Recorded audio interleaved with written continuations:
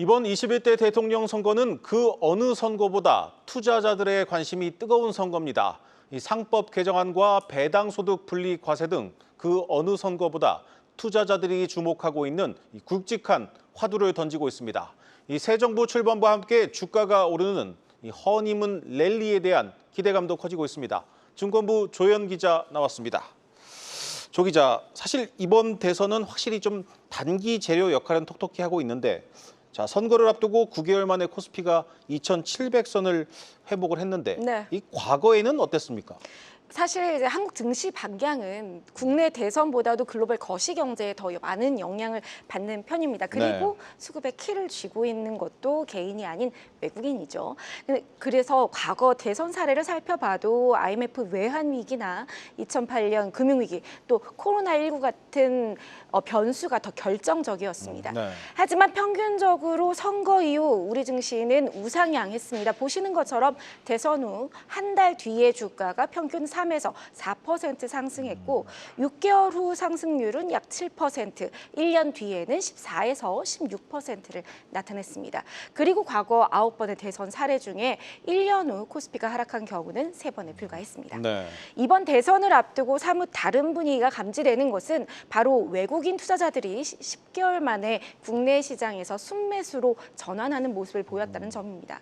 한국의 정치적 불확실성 해소에 원화 가치 상승이 더해지면서 지난 5월 한 달간 외국인은 약 1조 1,411억 원 순매수했는데요. 외국인이 지난 9개월 매도 행진은 글로벌 금융위기 당시와 맞먹는 수준의 자금이 유출이 됐습니다. 38조 순매도했죠.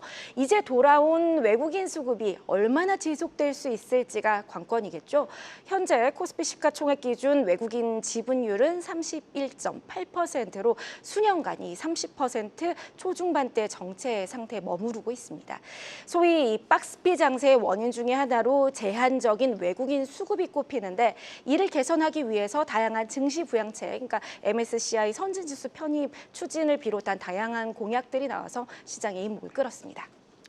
네, 이번 대선에선 양당 후보가 나란히 주식시장 활성화 공약을 기치로 내걸었습니다. 그 해법 중 하나로 민주당은 이 상법 개정을, 국민의힘은 자본시장법 개정을 제시했는데 두 후보 정책을 한번 비교해 보죠. 네, 이재명 후보의 상법 개정안 핵심은 이사의 충실 의무 대상에 주주를 더하는 것입니다.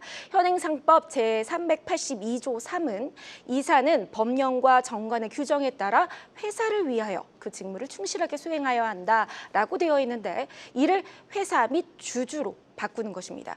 그리고 이사는 총주주의 이익을 보호해야 하고 또 전체 주주의 이익을 공평하게 대우해야 한다는 조항도 신설됩니다. 독립이사를 일정 비율 이상 선임하도록 의무화하는 방안과 또 선임하는 이사 수만큼 의결권을 갖는 집중투표 제도도 포함되어 있는데요. 이 집중투표제를 좀 보면 소액 주주를 보호하기 위해서 만들어진 제도지만 일각에서는 외국 투기자본들이 좀 악용할 수 있다 이런 우려도 나오고 있습니다. 또 김문수 후보는 상장사 거버넌스 선진화를 내세웠는데 상법 개정이 모든 기업을 대상으로 한다면 상장사를 대상으로 하는 자본시장법 개정을 염두에 둔 공약입니다. 상장사가 합병이나 분할 등을 할 때 적정가액으로 이루어지도록 해서 일반 주주의 이익 침해 가능성을 줄이겠다는 취지입니다. 그러니까 양당 모두 소액주주 이익 보호 강화를 강조한 만큼 이에 따른 투자 전략이 필요한 시점입니다. 네, 일단 이제 이재명 후보 당선 시 상법 개정안 통과 가능성은 매우 높아 보입니다. 자, 시장에서도 기대가 상당히 큰데 자, 대표적인 수혜주로는 지주사가 꼽히지 않습니까? 실제로 뭐 이번 선거를 놔두고 좀 오르지 않았습니까? 그렇습니다. 그러니까 지주사를 놓고 만년 저평가 종목이다 우리가 이렇게 흔히 이야기를 하는데요. 이번에 52주 신고가를 연일 다시 썼습니다. 국내 대표 지주사인 SK와 한화, 삼성물산 등을 보면 대선일이 확정된 이후인 4월 9일부터 5월 말까지 약 2달간 SK는 42%, 한화는 90.4%, 삼성물산은 30% 38.3% 올랐습니다. 그 외에도 뭐 롯데지주, HS 효성, 코오롱, 뭐 두산 등 15개 그룹 주요 지주사들이 신고가를 썼고 연초 대비 지주사 99개의 시가총액은 20% 넘게 늘어났습니다.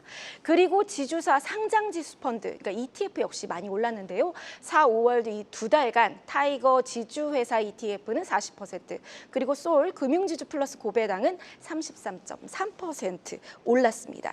증권가에서는 이 주가 순자산 비율, 그러니까 PBR이죠. PBR 1배 미만으로 저평가받는 기업, 그리고 자사주를 많이 샀지만 소각을 하지 않은 기업, 또 지배구조 관련 논란이 있는 기업들이 추후 체질 개선과 주가 상승 가능성이 높다고 조언했습니다. 그러니까 배당 확대 그리고 자사주 소각 등 주주 환원 압력이 커질 것이란 전망인데요. 특히 과거 대선 이후에 저 PBR주들의 상승세를 보면 선거 이후 1년여 동안 꾸준히 우상향하는 모습을 확인할 수 있습니다. 다만 이제 새 정부 출범 이후에 실제로 정책 추진 속도가 어떻게 될지, 또 얼마나 실효성 있게 추진되느냐에 따라 투심이 민감하게 반응할 수 있다는 점도 유의하셔야겠습니다. 네. 이 다음으로 이제 김문수 후보 공약 가운데 가장 기대가 큰 게 바로 이제 배당 소득 분리 과세인데, 네. 자, 배당주들이 많이 주목을 받지 않았습니까? 그렇습니다. 그러니까 김문수 후보가 상대적으로 세제 관련 공약을 자본시장 공약으로 많이 내놓았는데요. 네. 보면 이제 장기 투자자에 대한 세제 혜택, 그리고 개인 종합자산관리계좌 ISA죠, 세제 지원 확대, 그리고 배당소득 분리과세 등을 공약으로 내세웠습니다. 특히 배당소득에 대해서 5천만 원까지 비과세하고 초과소득에 대해서는 20% 분리과세하는 구상을 내놓았는데, 이렇게 되면 투자자들의 세금 부담이 줄어들고 또 실적 좋은 상장사들의 배당 확대로 선순환이 이어질 수 있겠죠. 시장에서는 이 코스피 고배당주의 투심이 몰릴 것이다, 이런 전망이 나오는데요. 25% 이상의 높은 배당 성량을 유지하면서 특히 최근 3에서 5년간 배당금을 꾸준히 늘려온 곳을 주목하라고 권고하고 있습니다. 이 기준을 충족하는 기업으로는 삼성카드, 그리고 SK텔레콤, KTNG 같은 전통적인 배당주와 현대엘리베이터, 대신증권, 삼성증권 등이 꼽혔습니다.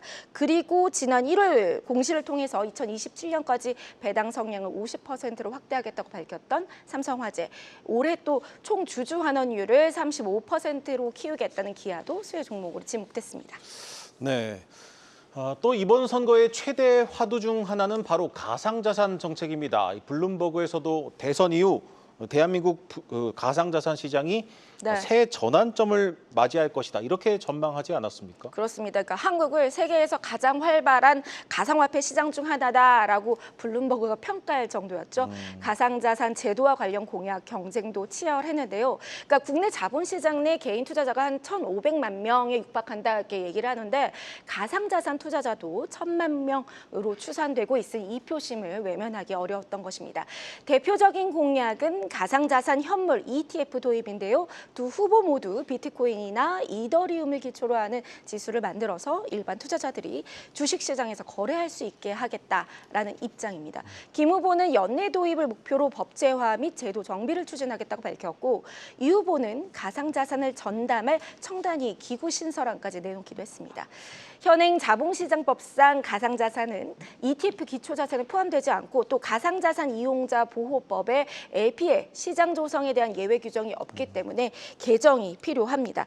또 한편 스테이블 코인을 놓고서는 이 후보는 원화 기반 스테이블 코인을 법제화하겠다라면서 좀 통화 주권을 지키자는 적극적인 공약을 내놓았고요.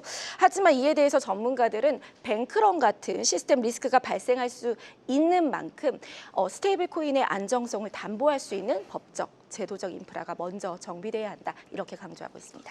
네, 잘 들었습니다. 증권부 조현 기자였습니다.